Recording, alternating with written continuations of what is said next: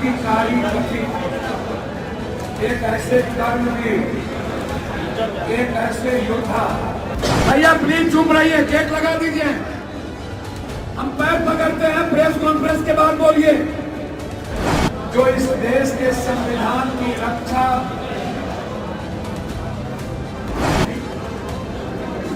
ज्योतिबा फुले, पेरियार, सावित्रीबाई फुले, वाल्मीकि, संत रविदास, महात्मा बुद्ध से लेकर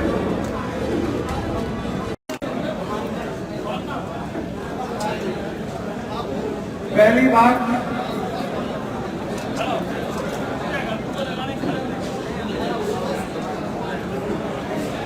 इस देश के मोदी मीडिया और अंधभक्तों ने जितनी गालियां हमारे नेता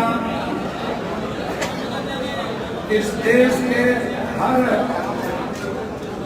जाति, धर्म, मजहब, हर भाषा की आवाज, संविधान और लोकतंत्र बचाने की एकमात्र आवाज जो आज इस देश के 140 करोड़ लोगों की जीत बची। आजाद हिंदुस्तान के बाद बाबा साहब अम्बेडकर,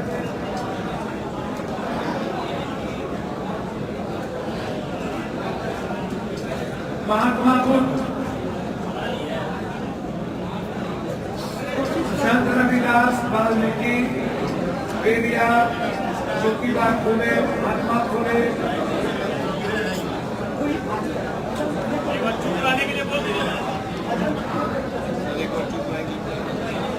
फिर हम बार बार बोले प्रेमचंद जी, प्रेमचंद जी, इन लोगों को बोलिए चुप रहने के लिए, खाना वाले को। भैया प्लीज चुप रहिए, केक लगा दीजिए। हम पैर पकड़ते हैं, प्रेस कॉन्फ्रेंस के बाद बोलिए। जितेंद्र, तुम तो हद ज्यादा करते हो। भैया बोलो चुप रहने के लिए।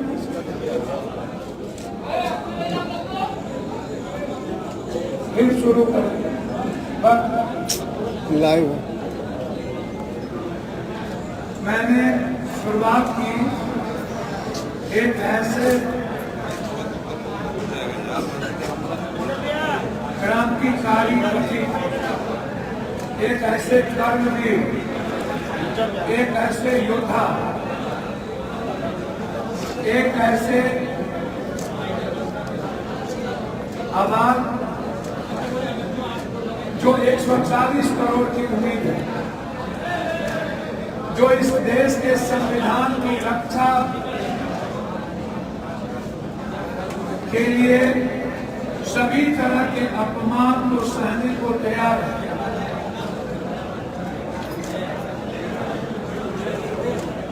मैं अपने नेता, प्रिय नेता, जो इस मुल्क के 10,000 किलोमीटर चलकर समाज के उस तबके को समझने, जानने का प्रयास किया, जो मजदूर, जो गरीब, जिनके बारे में कभी बाबा साहब अम्बेडकर सपना देखते, जिनके परिवर्तन के लिए ज्योतिबा फुले, पेरियार, सावित्रीबाई फुले, वाल्मीकि, संत रविदास, महात्मा बुद्ध से लेकर ऐसे हर वालों, चाहे वो शहीद जगदेव बाबू हों, चाहे कर्पूरी ठाकुर जी हों, चाहे शहीद सूरज नारायण सिंह जी हों, चाहे राजकवि दिनकर हों, चाहे पंडित जदुनंदन शर्मा हों, चाहे मंडल कमीशन के लिए कुर्बानी देने वाले विक्रम सिंह हों, सभी लोगों ने इस देश के अंतिम व्यक्ति के लिए जो लगातार प्रयास किए, उनकी आर्थिक सामाजिक आजादी की, जिसमें सबसे बड़ी भूमिका हमारे सुभाष चंद्र बोस की है। और आम आदमी की मिनिमम रिक्वायरमेंट और फंडामेंटल राइट, जिसको ग्रंथ के रूप में इस सदी के महानायक बाबा साहब अम्बेडकर ने जो संविधान बनाया, जिसमें इक्वल जस्टिस और इक्वल फ्रीडम की बात की, उस आवाज को किसी ने बुलंद किया कि वो राहुल गांधी। आज देश के हर वर्ग और समुदाय के लोगों ने ये एक्सेप्ट किया, चाहे वो मंडल कमीशन प्राप्त होने के बाद बीजेपी ने उसका सबसे ज्यादा उपयोग किया। मनु स्मृति जैसे मुद्दों पर बीजेपी ने जिस तरीके से बाबा साहब अम्बेडकर को अपमानित किया, और आज तक सामाजिक व्यवस्था के तहत समाज के सबसे कमजोर गरीब व्यक्ति पर जिस तरीके से इस जीवन के अधिकार पर, उनके जीने के तरीके पर, उनकी संस्कृति पर हमला हुआ था, और तब एक विचारधारा जन्म ली थी वो, तब से लेकर के आज तक आजादी के बाद जिस 90% लोगों की भागीदारी नहीं थी, आर्थिक में साझेदारी नहीं थी, हिस्सेदारी नहीं थी, यह सवाल जिसकी जितनी जनसंख्या उतनी भागीदारी आरक्षण में हो, यह सवाल सदियों से उठता रहा है कि हम किसी भी कीमत पर निजी क्षेत्र में आरक्षण हो, किसी भी कीमत पर राजनीतिक हिस्सेदारी हो, किसी भी कीमत पर शैक्षणिक हिस्सेदारी हो, सामाजिक हिस्सेदारी हो। जब बीपीसी ने मंडल कमीशन लागू किया, तब से लेकर आज तक समाज के लोगों को